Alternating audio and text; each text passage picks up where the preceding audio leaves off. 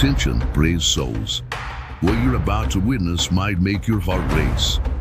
Before the suspense takes over your screen, click subscribe now and hit the like button. Get ready for a spine-chilling experience. But be warned, only the boldest will survive until the end. Hello, my name is Thomas Everett, and I'm a retired park ranger, 57 years old. I've spent the better part of my life in the forests of Alaska, where silence isn't just a part of life, it's a presence of its own. I don't usually share stories like this, but what happened to me last autumn is something I can't keep buried anymore. What I'm about to tell you isn't a campfire tale, nor is it some yarn spun to scare tourists. This is the truth as I lived it, and to this day, I'm not sure if I survived it or if part of me was left out there in those woods. It was early November. The air had that bite to it, the kind that seeps into your bones and stays there, no matter how many layers you wear. Snow had just started to stick to the ground, blanketing the forest in a muffled stillness. My cabin sat on the edge of nowhere, just me, the trees, and a silence so deep it felt alive. That morning, I grabbed my gear and headed out to check my traps. It was routine. I'd been doing it for years. But even then, I felt off.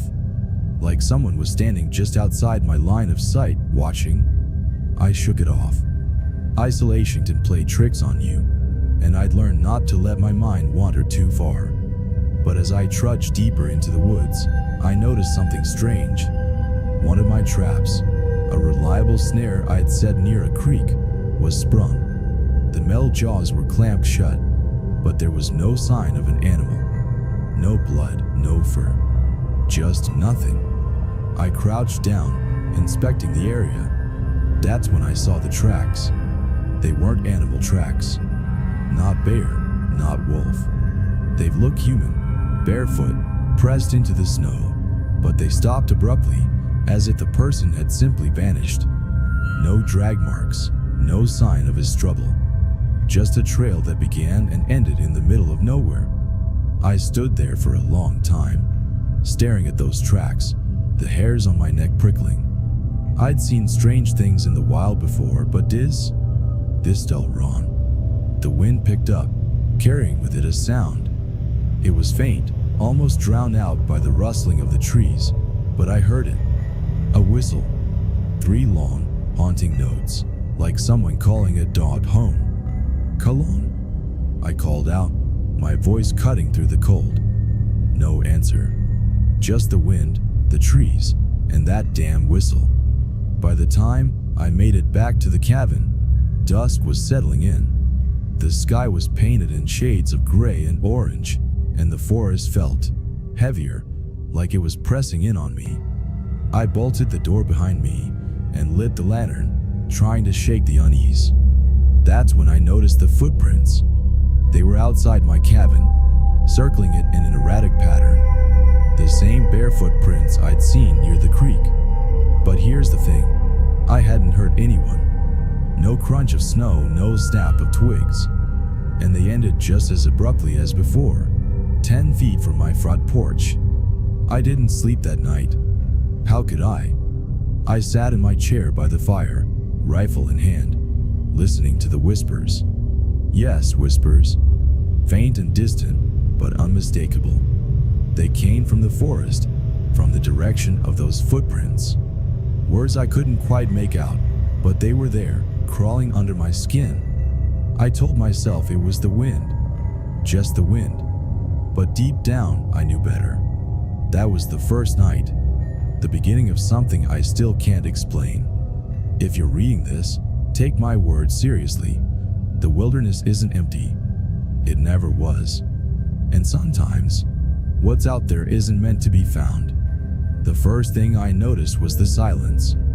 Not the peaceful kind, the one that wraps around you like a thick blanket in the heart of the wilderness, but an unnatural, pressing silence that seemed to pulse against my ears. No wind, no rustling of leaves, no distant howls of wolves. Even the trees looked different, like they were holding their breath. their jagged shadows dancing in the pale moonlight. I held my rifle tightly, its cold steel an anchor to my fraying sanity. Something was wrong. The air smelled off, a mix of wet earth and decay. I knew these woods better than my own reflection, but tonight they felt foreign, as if they were rejecting me. It started with the footprints. I'd found them earlier, just beyond the edge of my clearing. Large, clawed impressions, too big to be an otter's and too precise to be a bear's. They appeared subtly and vanished just as abruptly, like whoever, or whatever, made them had simply leapt into thin air. I told myself it didn't make sense, but deep down, I knew it wasn't supposed to. I decided to patrol the area. With my lantern flickering in one hand and my rifle in the other, I followed a trail of disturbed snow leading deeper into the forest. The darkness swallowed the light whole, and every step I took felt heavier, as if the earth itself wanted to pull me under. And then I saw it. At first, I thought it was a trick of the light, a shadow cast by the trees maybe. But no, it was there, standing upright in the clearing, silhouetted against the moon. Its shape was almost human, but wrong in ways that made my stomach twist. It had the sleek, dark coat of an otter, but its limbs were too long, its face almost familiar, yet twisted into something grotesque. And its eyes, they glowed faintly, like embers watching me. I froze. My instincts screamed at me to run, but something kept me rooted in place. It didn't move. Neither did I.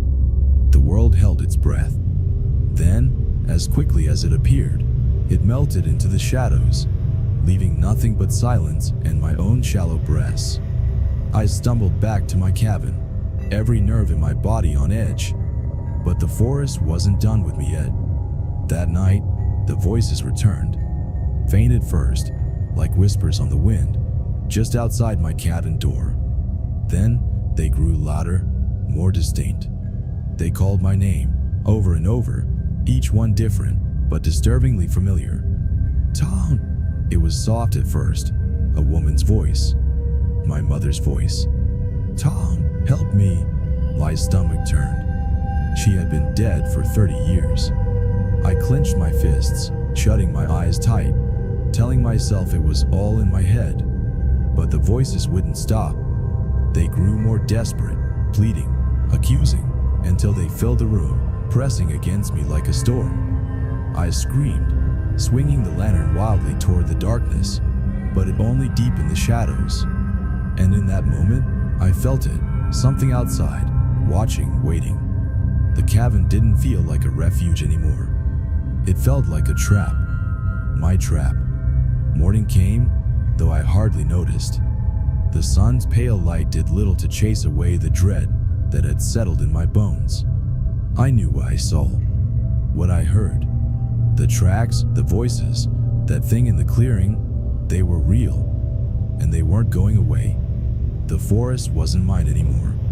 It belonged to something else now, something that wanted me to know I wasn't alone, and worse, that I never would be again. I don't know why I left the safety of the cabin. Maybe it was the whispers. No, it was the voices. Familiar, heart-wrenching. They sounded so much like her. My mother. She had been gone for 20 years, yet here she was, outside my door, pleading. Tom, help me. The voice cracked with a desperation that hit me deep, right in the place where logic gives way to instinct. I grabbed my rifle, the metal cold and steady against my palm, and threw on my coat.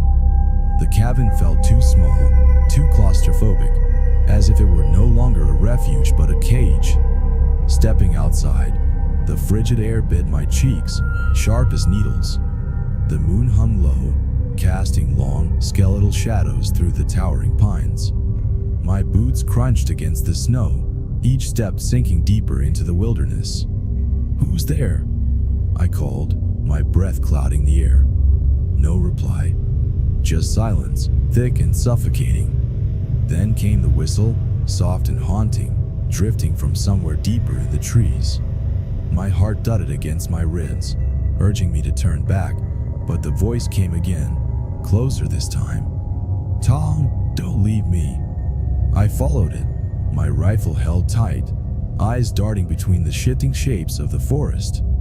The trees seemed alive, their branches reaching out like clawed fingers, their shadows twisting unnaturally under the pale light. My gut churned with a sense of dread that I hadn't felt in decades, not even in my ranger days when facing a charging grizzly. That's when I saw it. A figure stood at the edge of the clearing. It was human, or at least it tried to be. Its shape flickered, distorted, like the static of a broken television. One moment, it was my mother, her face pale and drawn, her arms outstretched as if beckoning me.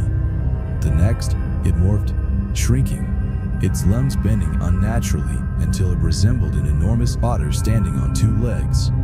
Its eyes, glowing and human, and void of any warmth, locked onto mine. I froze, my finger trembling on the trigger. What are you?" I managed to whisper, though my voice felt small and insignificant in the vast emptiness of the forest. It didn't answer. Instead, it grinned, a grotesque imitation of a smile, its teeth too sharp, too numerous.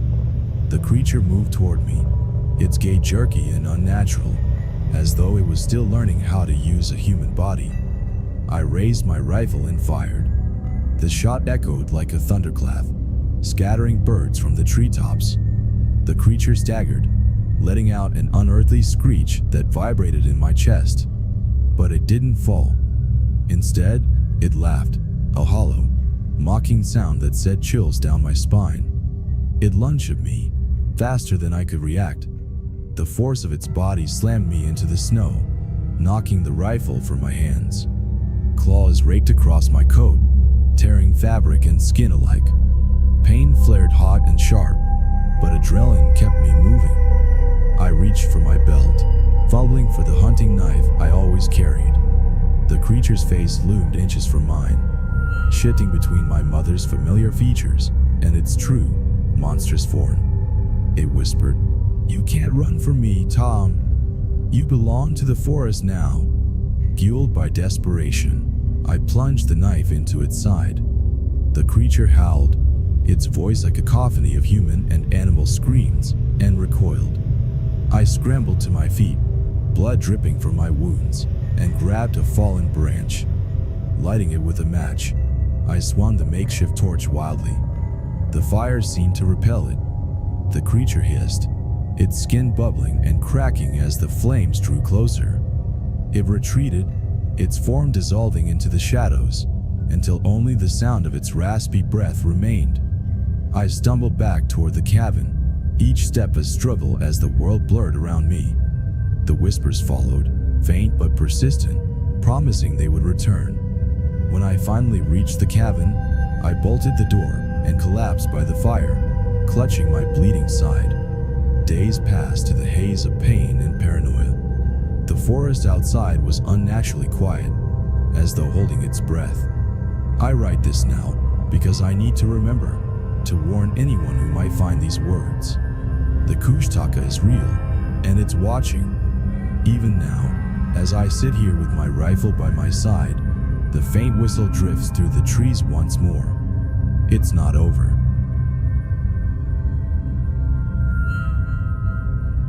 When the chopper disappeared over the horizon, I stood in silence, watching the blade's shadow dissolve into the sea of endless green. There's something about being left in the middle of nowhere that forces you to notice the weight of your own breath. The Tongass was alive around us. Ancient trees loomed like titans, their branches twisting together to blot out the sky, leaving only slivers of pale light that danced on the mossy floor. The forest was old and possibly old, and it seemed to breathe in tandem with us, like it was aware of our intrusion.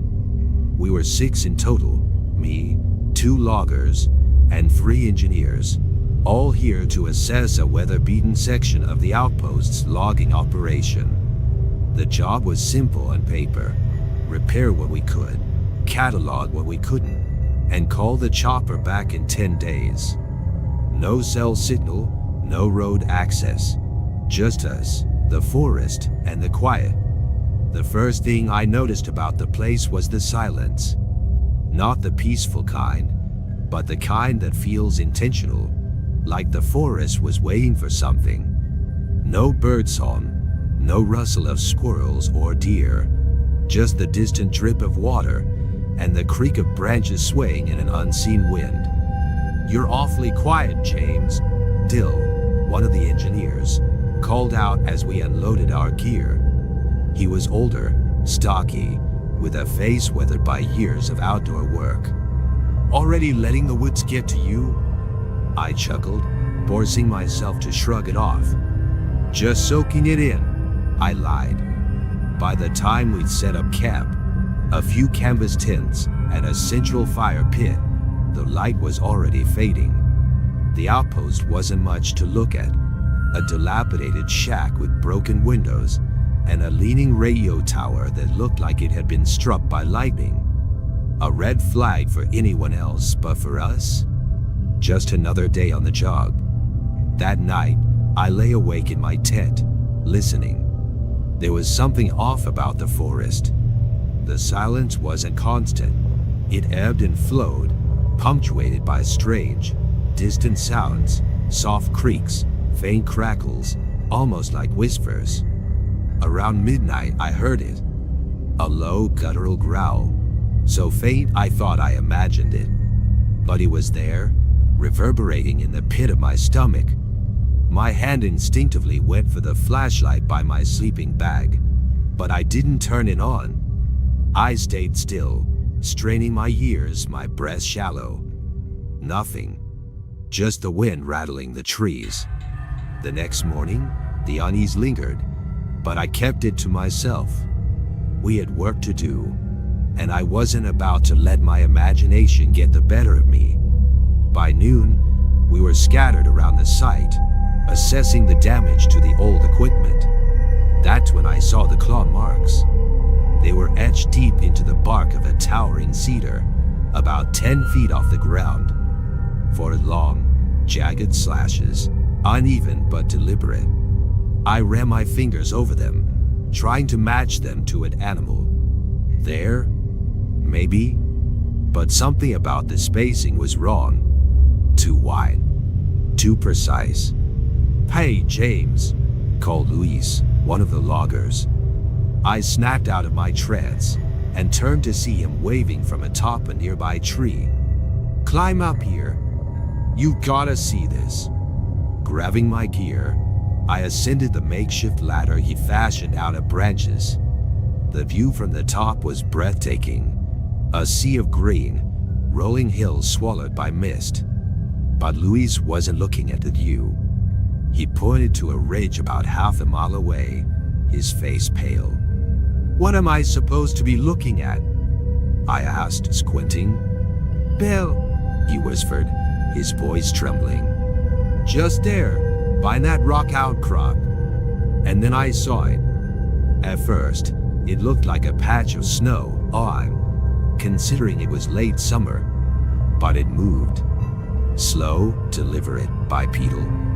The figure was white, massive, and unmistakably alive. It stopped briefly, as if sensing us, then turned and disappeared into the trees. "Did you see that?" Luis asked, his voice barely above a whisper. "Yeah," I managed, my throat dry. "I saw it." We climbed down in silence, both of us shaken, but unwilling to admit it. Back at camp, I told the others what we'd seen. Some laughed it off. Phil called it a bear. Luis swore it wasn't. But the tension was palpable. I glanced back at the ridge as the sun dipped below the horizon. The mist thickened, curling around the trees like tendrils. My gut told me that whatever we'd seen wasn't on. He was still out there watching, waiting. And for the first time in my life, I felt like prey. The wind had stilled, and an oppressive quiet blanketed the camp that day. It wasn't just the absence of sound. It was something heavier, a silence that pressed into your ears and made you feel watched. The kind of quiet that made you second-guess every step, every breath. It had been 2 days since I first spotted the creature on the ridge, and though I hadn't mentioned it to the others at first, I wasn't the only one seeing things now. "James," Mike whispered as we crouched by the generator. He glanced over his shoulder like a man checking for ghosts. "You've seen it too, right? The thing on the ridge?" I didn't answer immediately. I'd been trying to convince myself it was a bear, an oversized albino bear, maybe, but the way it moved, the way it watched, bears didn't do that. "I saw something," I admitted finally, my voice low. "It was white. Brand, walking upright." Mike exhaled shakily and nodded. "It's not just you. Dave said he saw it last night, standing between the trees near the camp. Swears it was staring at him before it disappeared." That was the beginning of the end for our sense of control. That evening, the campfire offered little comfort.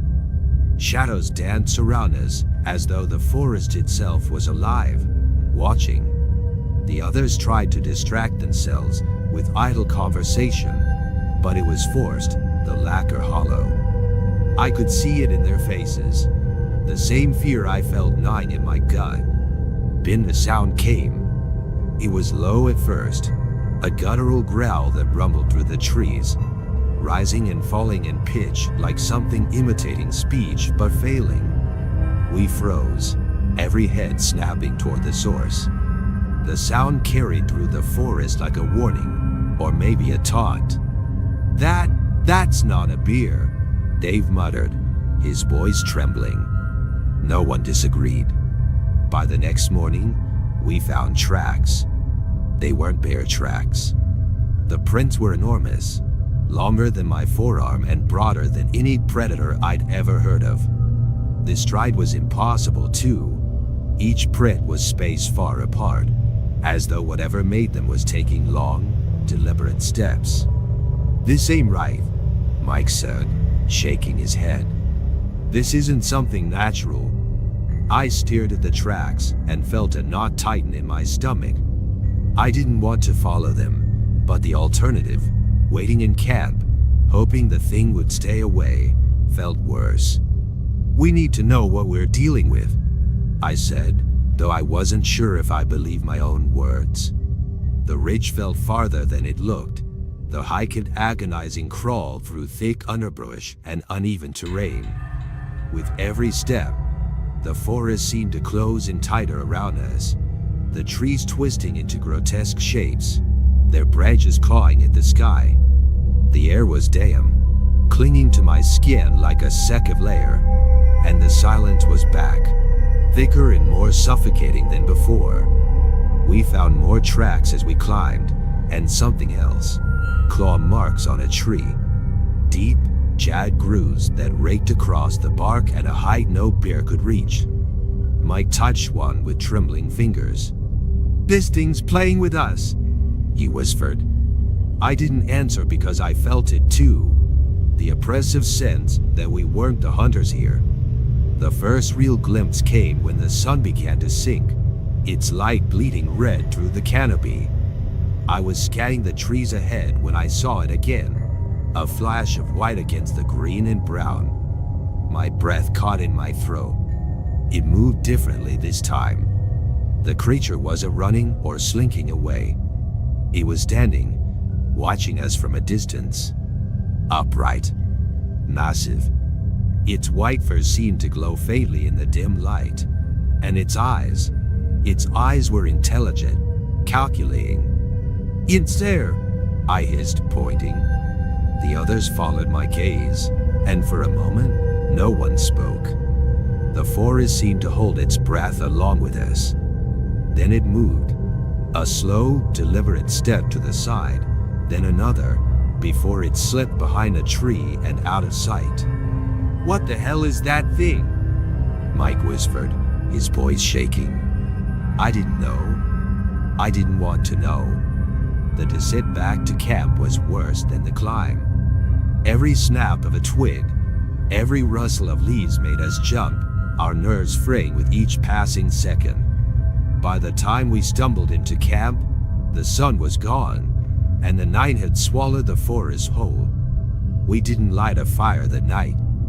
No one wanted to attract attention. Instead, we sat in the dark, huddled close, flinching at every sound. The creature didn't show itself again that night, but its presence lingered, like a shadow just out of sight. We could feel it watching, waiting.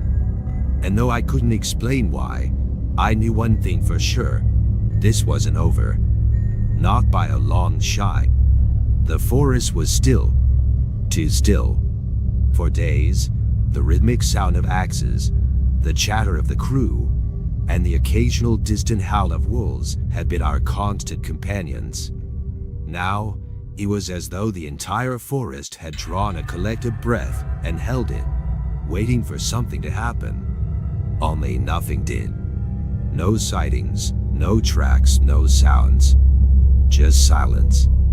A silence that burrowed into my chest and settled there like a weight I couldn't shake. We had one final stretch of work to complete, and despite the unease that had gripped our camp, no one dared suggest we abandon the job. Not outright. The company wouldn't care about our wild stories, and honestly, I didn't even know how to explain what we had seen. How could I? A white, hulking creature moving like a predator, but walking like a man? It sounded insane even in my head. But it wasn't just me. We'd all seen it, or heard it, or felt it. I tried to focus on the task at hand, marking the trees slated for removal, but every sound, every shadow set my nerves on edge. The forest, though unnervingly silent, seemed to breathe around us, the thick canopy of trees pressing down as if the woods themselves were alive and watching. Then, there were the footprints. The ones we'd seen just 2 days ago were now gone, smoothed over as though swept away by unseen hands. Even the claw marks etched deep into the bark of a cedar had faded, the grooves softened and filled in with damp moss. It was impossible, but no one dared acknowledge it out loud. It was as if speaking about it might summon it back. The crew had changed. A week ago, we were laughing, swapping stories, and teasing each other about city life versus the wilderness. Now, every conversation was clipped, every movement deliberate. We worked in pairs, no one willing to be alone even for a moment. At night, we locked ourselves in the cabin and barred the door with whatever we could find. A flimsy gesture in the face of something as massive as what we'd seen. I couldn't sleep. None of us could. I'd lie on my bunk, staring at the cracked wooden ceiling, listening, waiting. But the creature didn't return. That almost made it worse. It was the last night before we were scheduled to leave. We had finished our work ahead of time, driven more by the need to escape than any sense of efficiency. We sat around the small table in the cabin, pretending to eat, though most of the food went untouched. The silence between us was suffocating. That's when it happened. A single, heavy thud against the cabin wall. It wasn't loud, but it resonated through the wooden beams, sending a jolt through all of us. Someone dropped their fork. Another muffled curse. I stood up, my chair scraping against the floorboards. "Did you hear that?" I asked, my voice a whisper, though I knew they had. No one answered. I grabbed the flashlight and moved toward the door. My hand hesitated on the lock, heart pounding so hard, I thought it might burst from my chest. Behind me, someone hissed, "Don't open it." I ignored them. I had to know. The door creaked as I pulled it open, the flashlight beam slicing through the darkness. At first, there was nothing, just the dense, black forest, the trees swaying slightly in the night breeze. And then I saw it. Two eyes, reflective, cold, and too high off the ground to belong to anything natural. They blinked once, then disappeared, swallowed by the shadows. I don't remember slamming the door or bolting it shut. All I recall is the sound of my own breathing, shallow and ragged, and the absolute certainty that I'd been watched. Not hunted, not threatened, watched. The crew didn't sleep that night. We sat in a tight circle, backs to the wall, weapons, a fire poker, an axe, a hunting knife, clutched in trembling hands. But the creature never returned. By morning, it was as if the night itself had swallowed the terror whole. The woods were calm again, birds chirping, sunlight streaming through the canopy like none of it had happened. When we finally left, the forest seemed to breathe a sigh of relief, as if releasing us from its grasp. The ride back to the nearest town was quiet, each of us lost in our thoughts, unwilling to discuss what had transpired. One was there to say, no one would believe us. Years have passed since that summer in Tongass, but the memory clings to me like a shadow. I've told no one, not even my family, about the creature or the way it stared into my soul that night. Sometimes, I convince myself it was all a hallucination, a trick of the mind brought on by isolation and fear. But deep down, I know the truth. The forest is vast, its secrets ancient and unknowable. Whatever we saw wasn't meant to be understood. And somewhere, beneath the towering cedars and misty ridges of Tongass, it's still out there, watching, waiting. And I'll never go back.